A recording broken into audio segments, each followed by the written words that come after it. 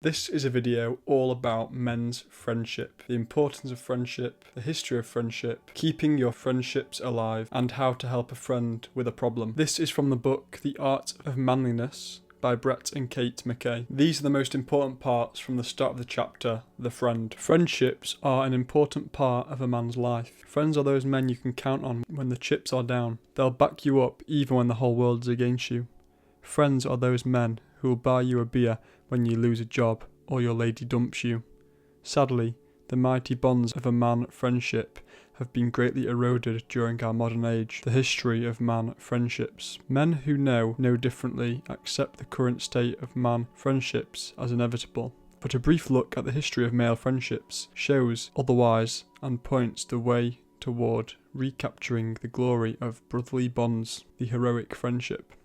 In ancient times, men viewed male friendship as the most fulfilling relationship a person could have. Friendships were seen as nobler than martial love with a woman because women were seen as inferior. Aristotle and other philosophers extolled the virtues of platonic relationships, a relationship of emotional connection without sexual intimacy. Platonic relationships, according to Aristotle, were the ideal. During this period of time, the idea of the heroic friendship developed. The heroic friendship was a friendship between two men that was intense on an emotional and intellectual level. Heroic friends felt bound to protect one another from danger. Examples of heroic friendships exist in many ancient texts, from the Bible, David and Jonathan, to ancient Greek writings, Achilles and Patroclus. Male friendships in colonial and 19th century America. Male friendships during the colonial period and 19th century were marked by an intense bond and filled with sympathy and sentimentality. Friendships between men in many instances had a similar intensity as romantic relationships between men and women. Essentially, it was a continuation of the heroic friendship of the ancient world, coupled with the emphasis on emotion common to the romantic age. A fervent bond did not necessarily imply a sexual relationship. The idea that these ardent friendships in some way compromise their heterosexuality is largely a modern conception. Men during this time freely used endearing language with each other in daily interaction and letters, and they weren't afraid to get all touchy-feely with one another either. Many men would give no thought to draping their arms around their bud, sitting on one another's lap, or even holding hands. It was also quite common for men to share a bed to save money. Men were free to have affectionate friendships with each other without fear of being called a queer, because the modern concept of homosexuality and the strict straight/gay dichotomy did not yet exist. It wasn't until the turn of the 20th century that psychologists started analysing homosexuality. When that happened, men in America started to become much more self-conscious about their relationships with their friends and traded the close embraces for a stiff pat on the back. The man hug was born. Male friendships in the 20th century. America. The better part of one's life consists of his friendships. Abraham Lincoln. The man friendship underwent serious transformation during the 20th century. Men went from lavishing endearing words on each other and holding hands to avoiding too much emotional bonding or any sort of physical affections whatsoever. Fear of being called gay drove much of the transformation. Ministers and politicians decried homosexuality as being incompatible with true manhood. Additionally, the Industrial Revolution and the country's shift from an agrarian to a market economy affected the dynamics of all social relations. The resulting capitalistic culture, which gravitated to the new ideas of social Darwinism and believed only the fittest would survive, influenced the way men viewed each other. Instead of being a potential friend, the man next to you became competition. In a dog-eat-dog world, it's hard to get ahead when the guys you need to snack on are also your bosom buddies. Increased mobility during the 20th century also contributed to the decline in male friendship. With more men following their work, it was hard to set down roots and make true friends. Male friendships did not die out, of course, but the base of the relationship shifted from a bond based on deep emotional connections to one centered on common pursuits. As leisure time increased and men moved to the suburbs, they formed their friendships on the golf course, at the neighbourhood block party, and in the corporate workplace. Now, the future of man's friendships. It's a shame that our society ingrained homophobia prevents men from connecting with each other on a more emotional and physical level. American men are missing out on the benefits of close friendships. Studies reveal that men who have several close friends are generally happier and live longer than men who don't. And yet, research shows that the number of friends and confidants a man has been steadily dropping for decades, leading to great isolation and loneliness. It's high time modern men took their place in the glorious history of man friendships. We hope this chapter will help you do just that. Band of brothers, making and keeping strong friendships. When a young man is in high school or college, making friends comes easily and naturally, yet when his school years conclude, and especially when he gets married and moves, a man begins to find it quite hard to make new friends and maintain the bond with his old pals. At this point in life, cultivating his friendships takes a little more effort and work, but it is infinitely worth it.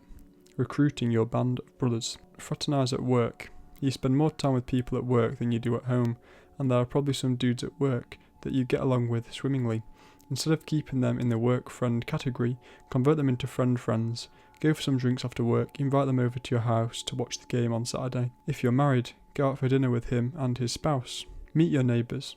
It's not only serial killers who can accurately be described as quiet men who kept to themselves. You can sadly live in a neighbourhood for 10 years and not know the people who live next door to you, but they might turn out to be your future best bud. So don't be a Dharma. A great way to meet your neighbours is by hosting a party or attending neighbourhood events like block parties. If you're feeling particularly brave, just go up and introduce yourself. Join an organisation. Part of the difficulty today's men face with making new friends is the isolated nature of their social lives. There's work and home, and not much else. Joining an organisation is quite possibly the best way to create a social circle for yourself. Now, manly advice, potential organisations to join. Fraternal organisations, they're not just for your grandpa. Fraternal organisations are the perfect conduit for friendship making because they provide all the ingredients needed for brotherly bonding, common ideals, a sense of traditional and responsibility, and a focus on service. While there are several great fraternal organisations out there, it's hard to refute that the Masons are the best. Churches/religious organisations like fraternal orders. Churches are a fruitful place to make man friendships, as they are a place where you can find gents with similar values and goals. Many churches have groups that are for men only and are designed for both fellowship and spiritual growth. Sports leagues. If you love sports, instead of spending your weekend alone watching them on TV, join an intramural league and get back on the field. From flag football to ultimate frisbee, your town is sure to have clubs that meet for some good old-fashioned man competition. Joining up will whip you into shape, feed your man spirit, and give you the kind of bond with other men that can only be found on the playing field. Toastmasters. Toastmasters solve two fundamental problems in the life of modern men: a lack of friendship and a deficiency in the art of public speaking. Not only will you learn to be a better orator, you'll also meet lots of other men to befriend. Book clubs. For some reason, read Oprah. Book clubs have become associated with women, bearing wands and Kleenex. But there's nothing sissy about books. Discussing great literature was a pastime of many of the great men in history. Libraries sometimes offer male-only book clubs that read books men like. If your library doesn't, why not start one at your house? Now, keeping your friendships alive. Good fellowship and friendship are lasting, rational and manly pleasures. William Wycherley. Set a common goal. Men experience the greatest bond when they are working together toward a common purpose, i.e., when they become a band of brothers. The same is true whether you're storming Omaha Beach or simply living in the burbs.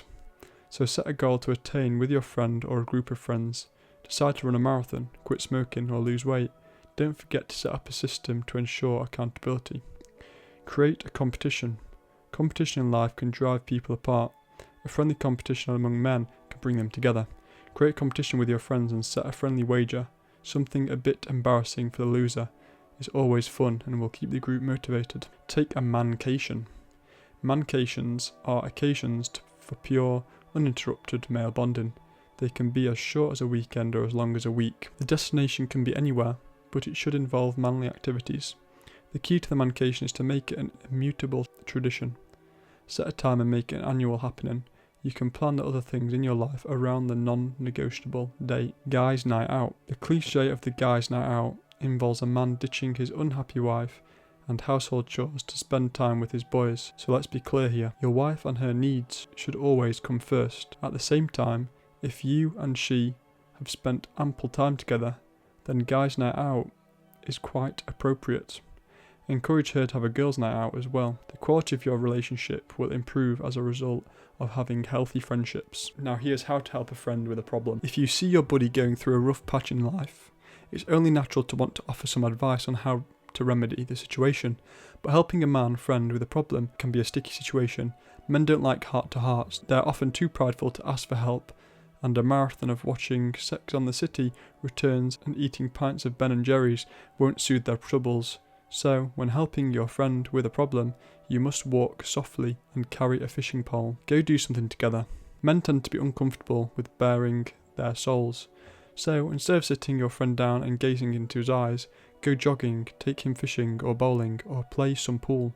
It's easier to unburden yourself when you're sitting looking outward instead of face to face. In between fishing casts, ask your friend about his problem. Get the facts. Before you can successfully help someone, you need to know all the facts about the problem. Harness your inner news report about asking who, what, when, where, and why questions, and make sure you listen attentively while your friend speaks. Enable your friend to discover the solution himself. Men are most likely to follow through with something if they feel like they thought of the idea themselves. And oftentimes, a man simply needs to be able to think out loud to come up with the answer to his troubles.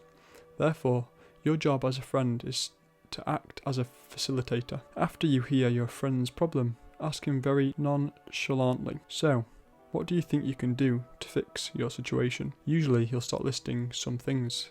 When he says something that you think would be particularly effective, let him know and explore the idea further. Ask if he wants your advice. If helping them figure out their own solution isn't going anywhere, ask your friend if he would like some advice. But asking before you jump into the fray, you respect your friend's manly pride. If they say no, then it's no great shakes. Just keep fishing or bowling and let your friend know you're always willing to talk about it in the future. Don't bug him about it. That's the man code. Don't preach. Men hate being preached to. Don't put off a smug vibe that makes your friend feel you think you're better than him for being in this pickle. Skip the patronising sermon of shoulds and musts. Instead, offer suggestions. Say, "This is what I would do if I were in your situation. You could try doing X." Or, "I once had a similar problem and here's how I handled it." Give them some straight talk. Men don't like to be preached to, but they do appreciate a justified kick in the pants. If your friend's been a dunderhead, then you need to call him on the carpet. Talk to him respectfully and honestly, man to man. Sometimes you have to tear a man down to bring him back up. Naturally, the specific situation should determine your approach. If the problem is more sensitive, like his girlfriend cheated on him, be more sympathetic. So there's a part from that last part that I'd just like to pick out and talk about, and it was the bit where it said about not talking face to face and doing something shoulder to shoulder. So this is something called the shoulder to shoulder communication, which is supported by research in social psychology and communication studies. One key study that explores this is by Dr. Michael S. McDaniel, who found that people tend to communicate more openly when they are engaged in a side-by-side activity rather than face-to-face. This is partly because side-by-side interactions reduce the perceived threat and pressure of eye contact, making it easier for individuals to share personal thoughts and feelings. Additionally, psychologist Dr. Daniel Kahneman's work on cognitive ease suggests that people are more likely to open up when they are in a relaxed state, which side-by-side activities can facilitate. This relaxed state reduces social anxiety and makes conversations feel more natural. So thank you for watching. Please like if you learned something and subscribe to keep learning. If you want to read the whole book, then that will be top of the description. If you haven't watched my other videos on this book, or the next video on this book is out, then the playlist will be on screen now. Thank you for watching and see you in the next one.